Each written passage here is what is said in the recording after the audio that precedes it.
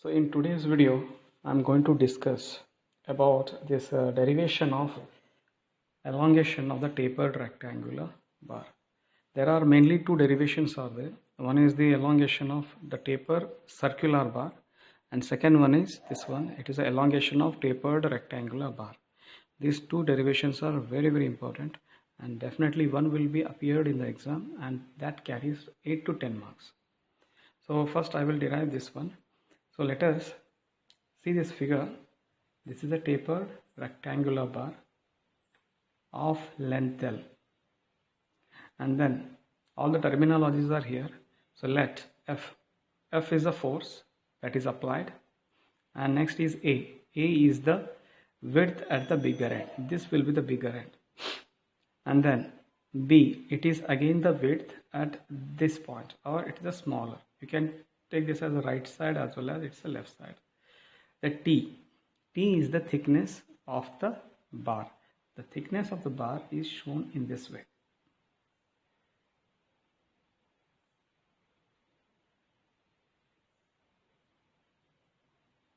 Like this. This is thickness T. Okay. Then next thing is that consider one of the element. Let us take one element on this bar. This will be the element. Okay. This is an element of length dx. This is the length of the element is dx, and then width, it is at this point at here. It is, we will take this as b1. Length of the element is dx, width as b1, and then it is at a distance of x from the bigger end. So this will be at a distance of x from this point, this one, bigger end. So why we consider this element? Because what we want is the elongation of the bar. See, we want the elongation of the bar. So to find out the elongation of the bar, we are going to integrate one of the equation keeping the limit of the length 0 to L. So I will take here as 0, then here will be length L. So means I am integrating the delta L of the element, integrating the change in the length of the element that we have already considered, and keeping the limit as 0 to L. So how to get this change in the length of the element? So it is again from the stream.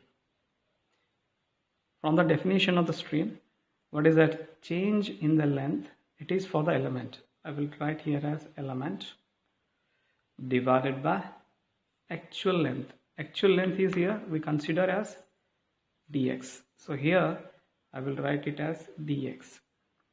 The change in the length, once again, it is change in the length of the element is equal to epsilon into dx.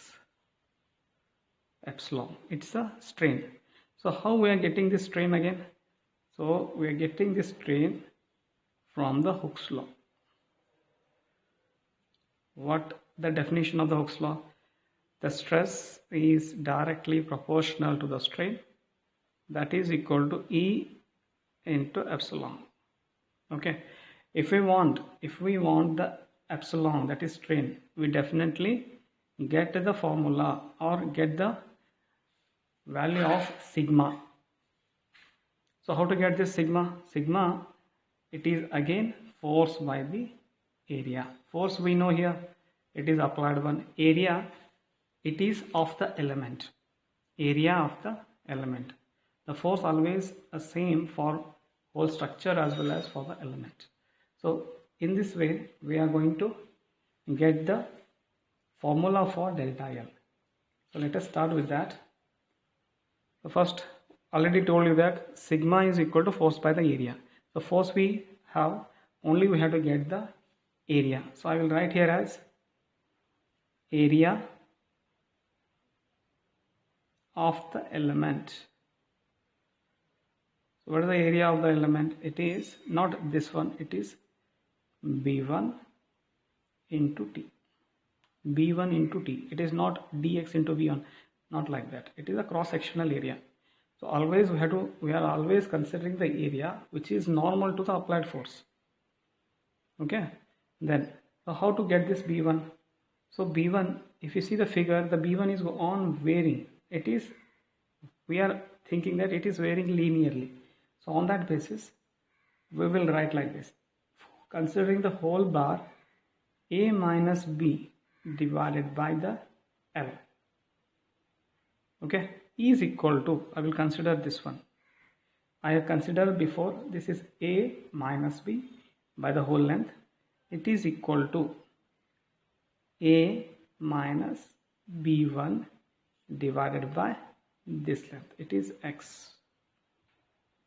So finally, I will get this one as b1 is equal to a minus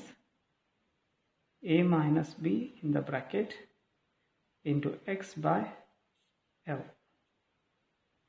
Okay, I will write here as a minus k into x. So k is what? It is a minus b by L. A minus b by L. So this b1 we will substitute here. So finally this will be a minus k into x into t. Okay, next thing is stress. Stress in element is equal to, the formula is force by the area. I will write here as force divided by area is a minus kx into t. Okay. Next thing is that strain. Strain is, what is the strain? Strain is equal to, it is, we have derived from the Hooke's law, sigma is equal to epsilon into E. So epsilon will be is equal to sigma by E. This is, so strain in the element is equal to, it is sigma by E. Sigma by E. So I will write here as F by TE into A minus KX. A minus KX. So next step is change in the element. Change in the element is, it is strain in element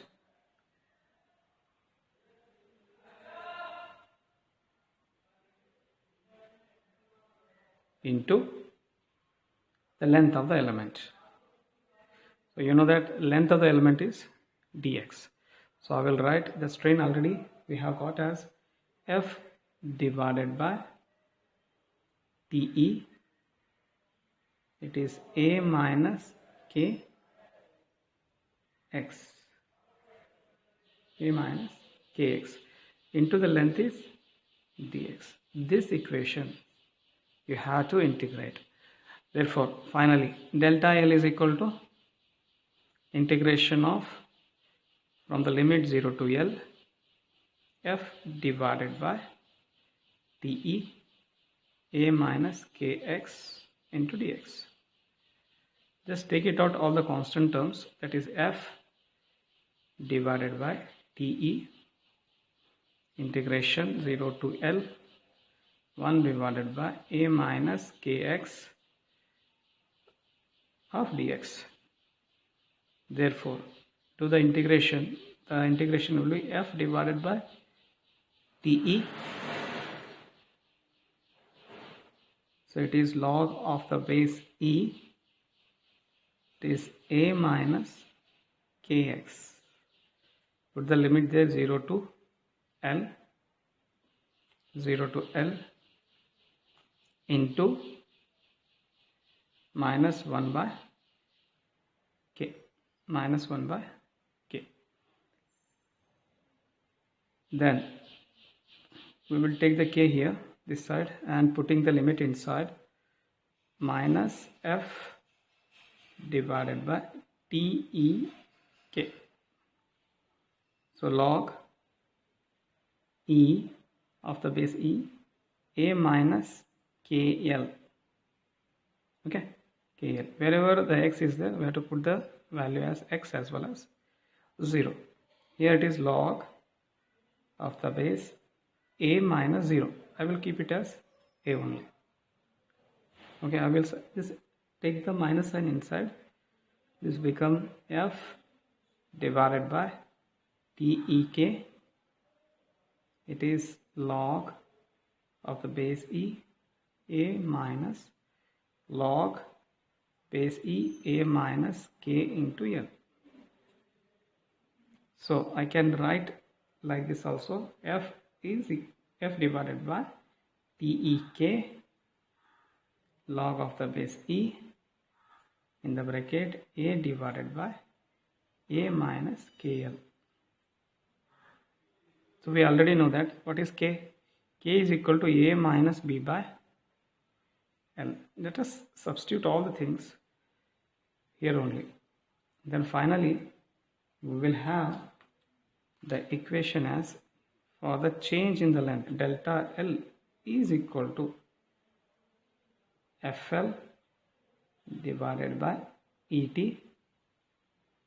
A minus B log of the base E A by B. This is the final formula or equation for the finding the change in the length